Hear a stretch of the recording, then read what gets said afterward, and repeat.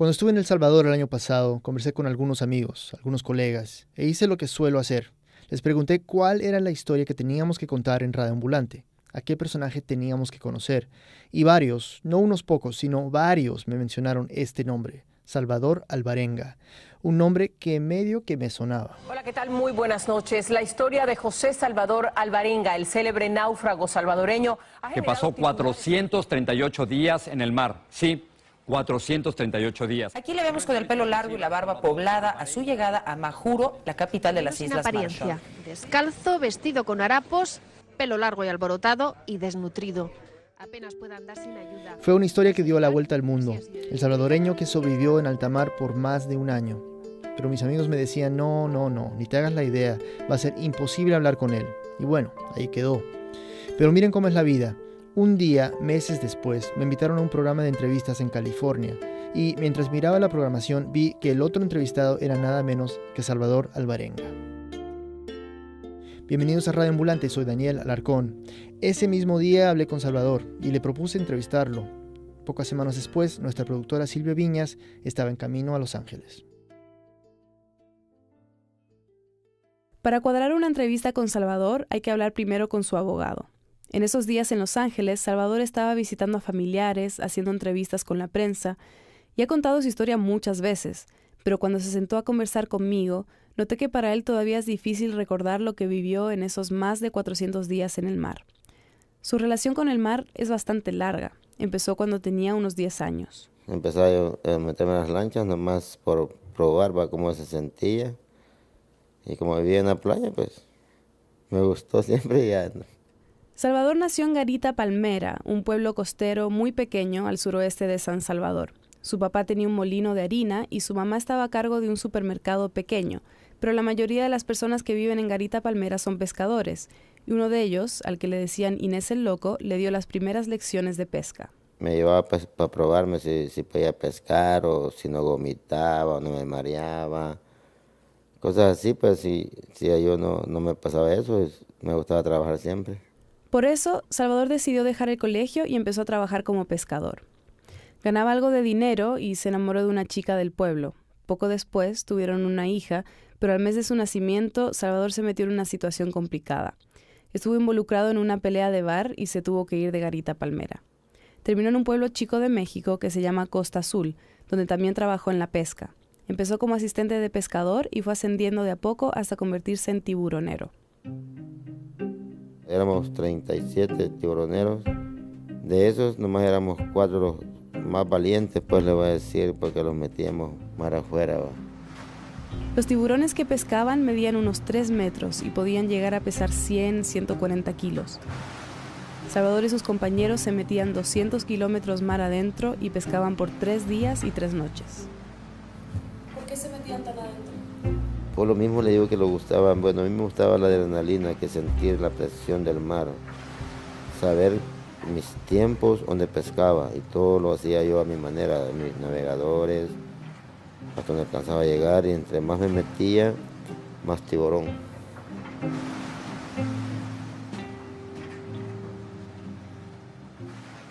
Una mañana de noviembre del 2012, Salvador se despertó como cualquier otro día y se preparó para salir a pescar con su compañero, al que le decían Rey Pérez. Llevaba yo ropa, cobija, navegador, radio, teléfono, comida, cigarros, cosas. Salvador era el capitán de la lancha y con Rey trabajaban muy bien. Ya llevaban años pescando juntos. Pescábamos, él hacía su trabajo, yo manejaba los motores, y él encarnaba, él mataba pescado, él...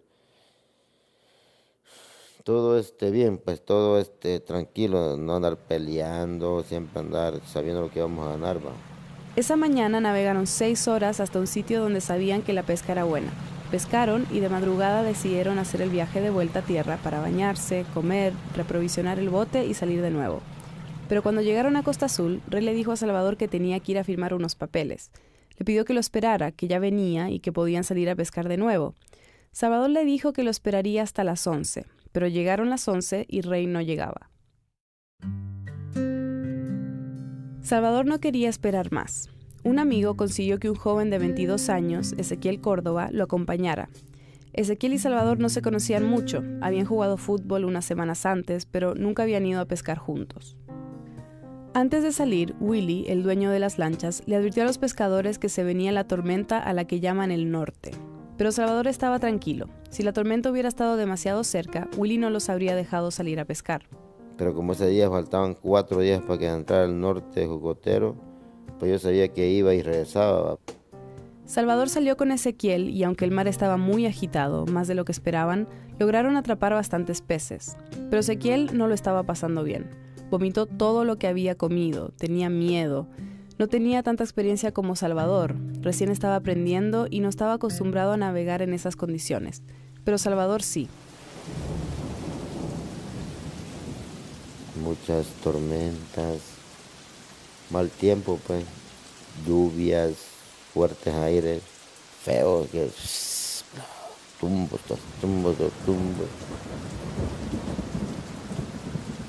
Con las olas o tumbos, como dice Salvador, y el peso de los pescados, era casi imposible controlar la lancha.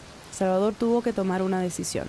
Tiré 600 kilos de pescado, porque si no tiro eso me hundo. No les quedaba otra que tratar de regresar a tierra, pero el regreso a la orilla, bajo las condiciones en las que estaba el mar, era complicadísimo. Les esperaba un viaje de unas 5 horas, navegando por una tormenta que se ponía cada vez peor. No sabían bien dónde estaban. El agua que entró en el bote había mojado el GPS. Y para empeorar las cosas... Pues yo venía manejando los motores así. Cuando empiezan a hacer me apagaron. ¿Y ahora qué pasa? Jalémosle. No, nada. Me hice ampollas en mis manos. Aquí. Hablando de los motores que no se imaginan. Imposible, dije yo. Llamó a Willy, su jefe, con el radio que todavía funcionaba, para avisarle que los motores de la lancha se habían dañado. Estoy frente a boca al cielo, le digo, búsqueme aquí a 30 grados. No, pero era imposible. Después me habló. Imposible, cuando eso estábamos haciendo, cuando cayó la ola y se llevó radios, se llevó cobijas, se llevó... Se llevó todo y casi se lleva a Ezequiel, que con el impacto de la ola se cayó al mar. Al impacto del tumbo, cayó, yo lo levanté del pelo. Lo metió de nuevo a la lancha, pero Salvador me contó que Ezequiel después le decía, hubieras dejado que me muriera, ahora no estaría sufriendo.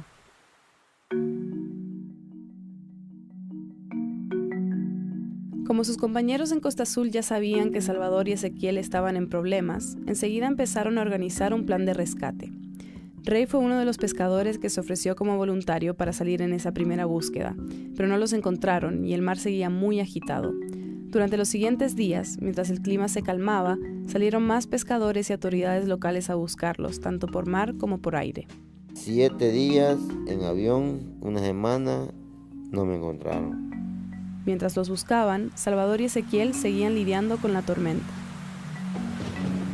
Puras lluvias, puros nortes, puros mojados, fríos. Así estuvieron casi una semana, hasta que por fin acabó la tormenta. Cuando terminó eso, me sentí yo feliz porque quedó el mar así, bien tenso. Dios mío, dije yo, ya pasó lo malo. Y todo era así, silencio. Con los motores dañados, sabían que ya no había manera de regresar a Costa Azul. Salvador no tenía idea en ese momento, pero ya estaban a unos 450 kilómetros de la costa de México.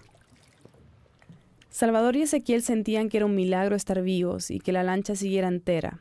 Ahí, Salvador decidió cambiarle el nombre a su lancha, de Camaroneros de la Costa número 3 a Titanic. No lo vi que rompió hielos ni nada, pero topó nortes, topó tumbos, topó cosas que la podían quebrar. Rompió récord mi lancha. Pero su Titanic no tenía techo y durante el día hacía un calor terrible. Para protegerse del sol se metían dentro de una hielera donde apenas cabían los dos. Pero aún no tenían nada de comida ni agua y sus cuerpos ya empezaban a sentir los efectos. Doliente, estresado, dolores, sin comer tortillas, sin comer una fruta, sin comer nada, ni un calcio o algo de vitaminas, ¿no? Pues Feo. Alrededor de la lancha empezaron a ver cocos flotando. La tentación de saltar y agarrarlos era enorme, pero Salvador sabía lo peligroso que era meterse al agua.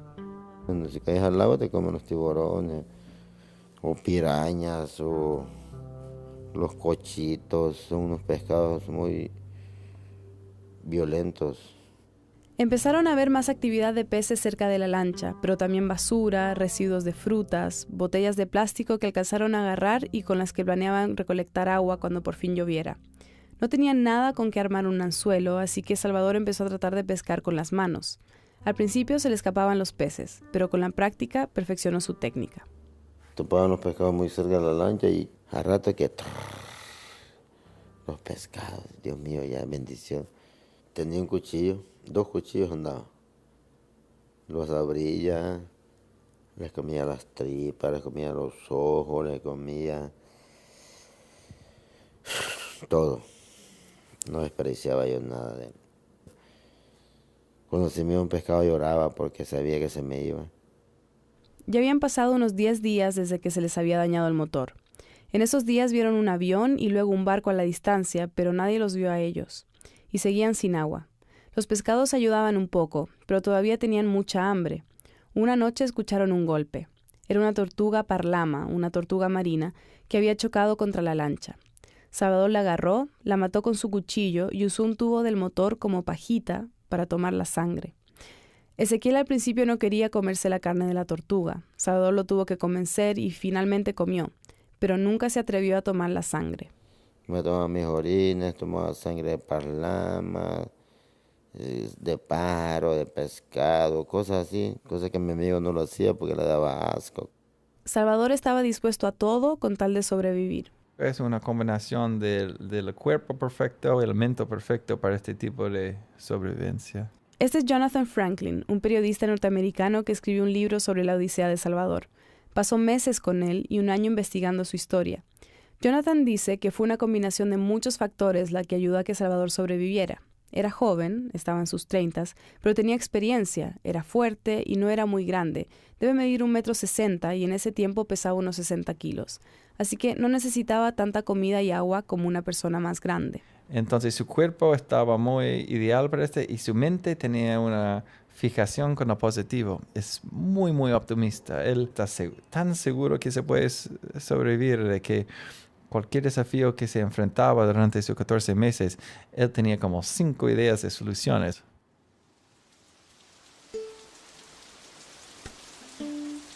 Unas 2 semanas después de quedarse sin los motores, por fin llovió. Bendición de Dios. Llovió como unos 10 minutos quizás. Agarramos agua y en la hielera, en las cosas de los motores, en las capotas. Qué rica el agua. Sentí yo más vida, sentía yo, Dios mío, qué bueno.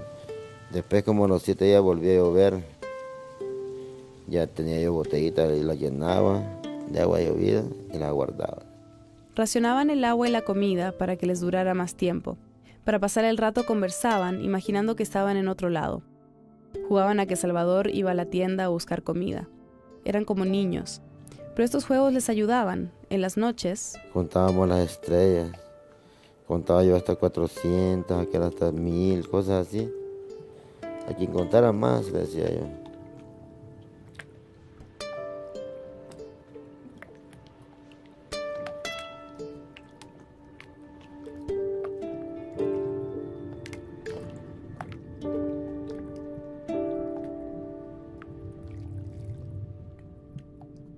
Pero a pesar del optimismo de Salvador, era difícil mantener el buen ánimo. Es un estrés, pero no toda la gente soporta ese estrés ahí. Siempre iba pensando en la muerte y en uno. Se pone a pensar uno muy feo las cosas. Para Ezequiel era particularmente difícil. El niño lloraba mucho, clamando a su mamá, no sé qué, a sus hermanos. Salvador hacía lo posible para ayudarlo, pero un día Ezequiel tocó fondo. A su dieta de pescados y tortugas habían agregado pájaros que obviamente se comían crudos. Un día Ezequiel no se dio cuenta de que el pájaro que había escogido para comer estaba verde por dentro. El pájaro se había comido una culebra. La culebra ya estaba disolvida en el pájaro, va. Nomás quedó el puro esqueleto. Él lo comió, no se dio cuenta hasta despuesito. Ya al siguiente día no pudo comer, como se estresó, cosas de vomitar. Ese incidente con el pájaro empeoró el ánimo de Ezequiel, que ya estaba por el suelo. Salvador seguía tratando de animarlo. Platiquemos algo en que sean mentiras, algo así. Ya, yo creo que vamos a morirme así. Palabras duras. No digas eso, le decía, porque vamos a sobrevivir algún día. No, yo no creo, ya me dije, puta. Salía el loco golpeándose en la lancha, queriéndose matar él mismo. Yo, calmate, me decía. La mañana del 15 de marzo del 2013, después de 118 días en el mar y a unos 4.600 kilómetros de la costa de México, Ezequiel falleció. Murió por hambre, murió por sed, murió por estrés, más seguro. ¿Cómo fue quedarse solo después de la muerte de Ezequiel? ¿Cómo te sentías? Pues solo llorando. Mi amigo se murió, decía yo. ¿Y yo con quién hablo? Nada más con Dios. Salvador sentó el cuerpo de Ezequiel en una banquita del barco y por varios días le siguió hablando. Buenos días, le decía yo, ¿cómo necesito Ezequiel? Entre mi mente, pues bien, en cosas así, ¿va? Y le preguntaba cómo era la muerte, estaba sufriendo. Después me dio la idea de que me andaba yo como siendo loco, hablando con un muerto y lo voy a tirar al agua así, cabal. Después de 6 días, decidió tirar el cuerpo de Ezequiel al agua y después se desmayó. Cuando despertó empezó una etapa muy diferente para Salvador. La soledad a veces era tan terrible que varias veces pensó en suicidarse. Me tiraba a la lancha y algo como para ahogarme. Luego me arrepentía, me regresaba a la lancha. No me comía ni un tiburón. Era un peligro, pues yo decía, me tiro al agua a ver si algo me come. No, nunca me tocó nada. Pero yo le pedía gracias a Dios, le decía, Dios mío, dame direcciones. Y me quite malos pensamientos de matarme. Y así siguió, flotando por el Océano Pacífico otros 300 días, sobreviviendo a punta de peces y pájaros crudos, solo. Jonathan, el periodista que mencioné antes, me dijo que lo que más le sorprendió fue que Salvador no se hubiera vuelto loco. Que él es capaz de sortear emocionalmente todas estas situaciones. Él conversaba con el mar, conversaba con las nubes, siempre estaba dando gracias a su barco por llevarlo. El 15 de enero del 2014, 424 días desde que se le dañaron los motores de la lancha, Salvador empezó a ver unas luces muy a lo lejos. Las vio durante días y temía que su lancha, con la corriente del mar, pasara de largo. 2 semanas después, empezó a ver muchos pájaros. Porque ellos solo se caían en la lancha. Dios mío, cuánta comida, vos decía, yo ni los agarraba, que ellos solo caían hasta abajo. Miro yo árboles. Dios mío, costa. Estoy alucinando, dije yo. Salvador calculó que estaba a unos 20 kilómetros de la orilla. No tenía fuerzas para nadar esa distancia y sabía que podía toparse con tiburones, así que siguió en la lancha, esperando que la corriente lo llevara a la orilla. Me dormí media hora después de ver la costa. ¿Va? Ay, que bien lleno, sabroso, tomé un poco de agua. Cuando despierto, Dios mío, me salvé ya. Estaba muy cerca a la orilla. Agarró su cuchillo y se lanzó. El agua le llegaba a la cintura, pero no podía caminar. Tenía los pies hinchados y le ardían. Así que gateó hasta llegar a la arena seca. Era una isla deshabitada. No veía personas ni edificios, solo playa y vegetación. Colapsó del cansancio y se quedó dormido. Cuando despertó, siguió gateando, moviéndose hacia adentro de la isla. Había llegado a una islita pequeña que es parte de Bon, un conjunto de 22 islas en las Islas Marshall. Si visualizan en su mente un mapa del mundo, las Islas Marshall se ven como un montón de puntitos muy chiquititos al noreste de Australia, entre Australia y Hawái. Salvador seguía gateando, paraba y descansaba, se dormía, se volvía a despertar, comía cocos que encontraba en el camino y que cortaba con su cuchillo. Seguía avanzando y así. Se quedó dormido y a la mañana siguiente vio algo rojo que al principio le costó reconocer. Estaba lejos, del otro lado de un canal, y después escuchó un gallo. Caminó hacia la mancha roja y se dio cuenta de que era una camiseta colgada de una cuerda. Tenía que parar a cada rato para descansar. Llegó a la orilla del canal y del otro lado vio la camiseta y una casita pequeña, una choza. Grité, auxilio. Desde la casita, una mujer, Emi, estaba desayunando cuando escuchó a Salvador y lo vio al otro lado del canal. Russell, su esposo, se asustó al verlo. Salvador estaba casi desnudo, flaco, con el pelo largo y con barba, pero Emi insistió en que tenían que ayudarlo. Así que salieron de su casa y se empezaron a acercar al canal. Salvador estaba del otro lado. Me vieron peludo, desnudo y con el cuchillo. Y yo quería abrazarlo, pues, pero como había un canal donde tenía que yo pasar, me daba miedo el agua. Volver al lago, meterme, decía, Dios mío, no puedo. Russell le gritaba en inglés que tirara el cuchillo. Salvador no entendía inglés, pero entendió las señas y no quería deshacerse de su cuchillo. Había sido clave en su supervivencia. Pero se resignó y después de tirarlo al agua, se arrodilló y empezó a rezar. Ahí Russell se acercó. Me abrazó y me dio una camisa, me levantó como bien flaquito. Emi y Russell lo vistieron y lo llevaron a su casa. Salvador estaba aterrado. No había visto a otro ser humano por más de un año y no tenía ni idea de dónde estaba. Pero Emi y Russell le dieron comida, agua, ropa y poco a poco Salvador empezó a sentirse más cómodo. Trataba de comunicarse con ellos a través de señas. Le pasaron un lápiz y un papel para que escribiera. Ellos no hablaban español, pero Russell agarró el papel y navegó hasta la isla principal de Von. Ahí Russell le pasó el papel a un niño y ese niño se lo pasó a la alcaldesa, quien entendió algunas palabras del mensaje como amigo, mamá y papá. Los rumores de que había llegado un náufrago a una de las islas de Von ya estaban rondando por ahí. Un grupo de 3 personas, la alcaldesa, un policía y un antropólogo, se organizaron y se fueron en bote hasta la casa de Emi y Russell. El plan era averiguar más sobre Salvador, ver cómo estaba y llevarlo de vuelta a la isla principal de Von. Pero claro, el viaje a esa isla era en bote. No, yo me quería correr, yo no me quería subir. Otra vez al mar, decía yo.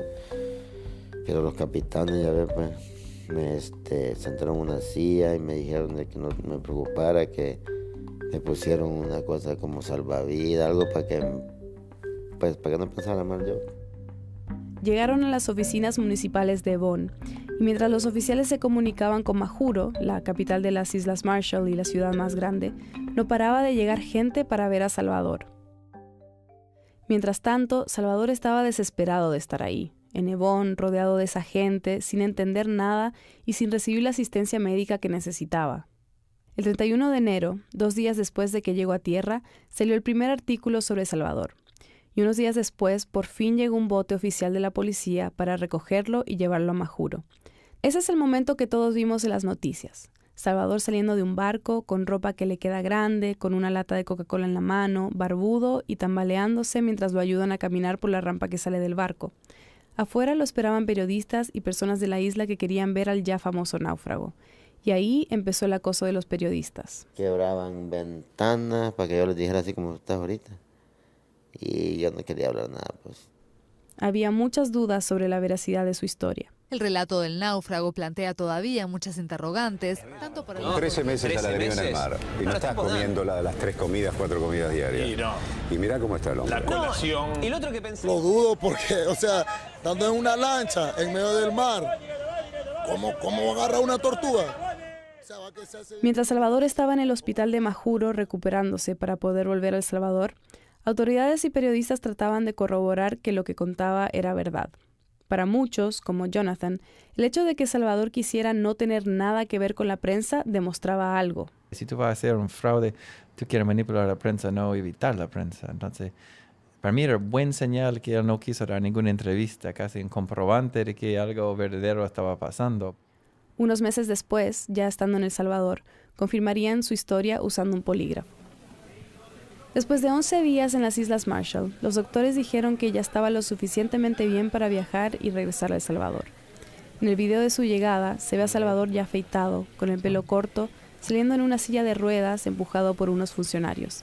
Se ve el flash de las fotos. Detienen la silla frente a un micrófono, se lo dan, Pero Salvador no puede hablar. Coge el micrófono, suspira, mira para abajo y se escucha muy bajito que dice: no hallo qué decir. Trata de nuevo, pero no puede. Y después empiezan unos aplausos. Un funcionario toma el micrófono y le pide comprensión a los periodistas y a la gente que está ahí esperando. Pero después se escucha a periodistas acosándolo cuando le gritan: ¿cómo te sientes en tu país? Y una funcionaria exigiéndole: saluda, saluda. Ya en el hospital, cuando lo entrevistaron del Ministerio de Salud, Salvador pidió que lo dejaran tranquilo. Don José, la población quiere saber cómo se encuentra. Me encuentro bien. Quisiera de que me dejaran tranquilo. No más preguntas, ni más fotos, ni más. Quiero estar solo con mi familia, pasar yo bien, y no más eso. Ya.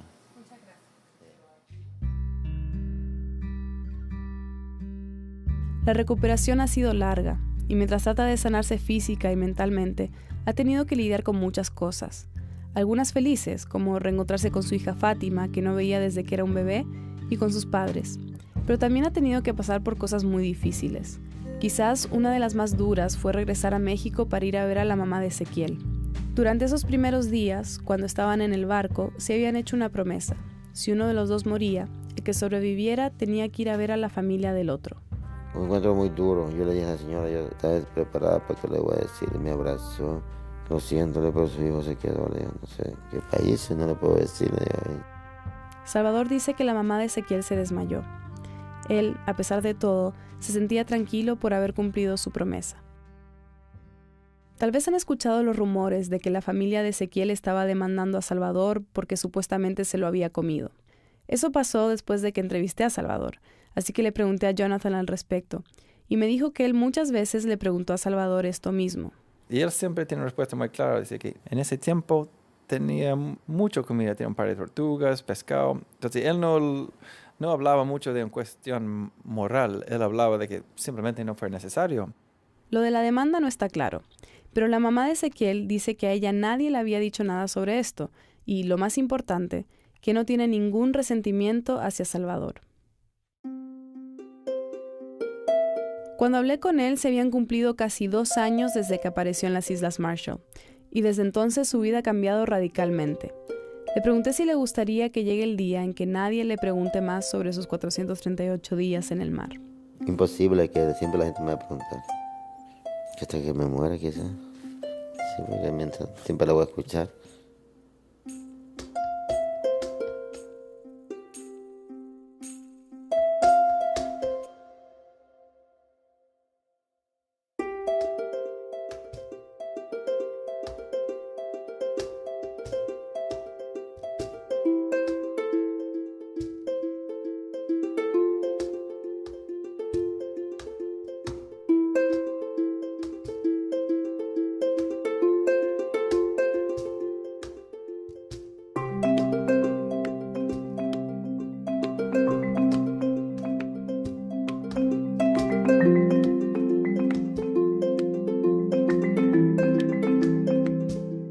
Empezó como asistente de pescador y fue ascendiendo de a poco hasta convertirse en tiburonero.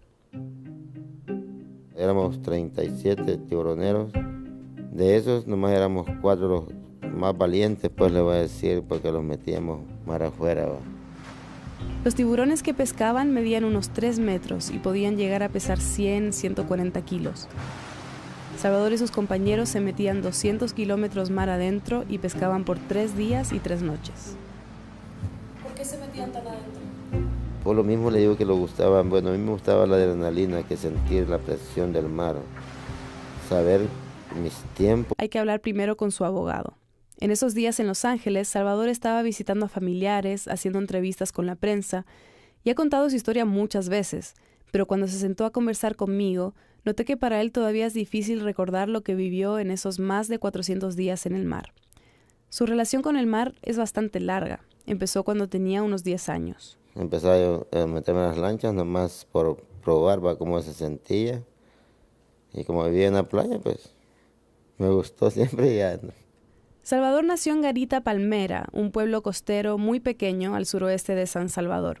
Su papá tenía un molino de harina y su mamá estaba a cargo de un supermercado pequeño, pero la mayoría de las personas que viven en Garita Palmera son pescadores, y uno de ellos, al que le decían Inés el Loco, le dio las primeras lecciones de pesca. Me llevaba para probarme si podía pescar o si no vomitaba o no me mareaba.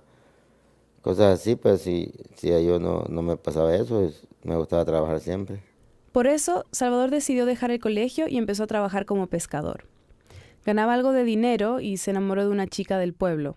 Poco después tuvieron una hija, pero al mes de su nacimiento, Salvador se metió en una situación complicada. Estuvo involucrado en una pelea de bar y se tuvo que ir de Garita Palmera. Terminó en un pueblo chico de México que se llama Costa Azul, donde también trabajó en la pesca. Apenas puedan dar sin ayuda. Fue una historia que dio la vuelta al mundo. El salvadoreño que sobrevivió en alta mar por más de un año. Pero mis amigos me decían, no, ni te hagas la idea, va a ser imposible hablar con él. Y bueno, ahí quedó. Pero miren cómo es la vida. Un día, meses después, me invitaron a un programa de entrevistas en California. Y mientras miraba la programación, vi que el otro entrevistado era nada menos que Salvador Alvarenga. Bienvenidos a Radio Ambulante, soy Daniel Alarcón. Ese mismo día hablé con Salvador y le propuse entrevistarlo. Pocas semanas después, nuestra productora Silvia Viñas estaba en camino a Los Ángeles. Para cuadrar una entrevista con Salvador, cuando estuve en El Salvador el año pasado, conversé con algunos amigos, algunos colegas, e hice lo que suelo hacer. Les pregunté cuál era la historia que teníamos que contar en Radio Ambulante, a qué personaje teníamos que conocer. Y varios, no unos pocos, sino varios me mencionaron este nombre, Salvador Alvarenga. Un nombre que medio que me sonaba. Hola, ¿qué tal? Muy buenas noches. La historia de José Salvador Alvarenga, el célebre náufrago salvadoreño, que pasó 438 días en el mar. Sí, 438 días. Aquí le vemos con el pelo largo y la barba poblada a su llegada a Majuro, la capital de las Sin Islas apariencia, Marshall. descalzo, vestido con harapos, pelo largo y alborotado y desnutrido.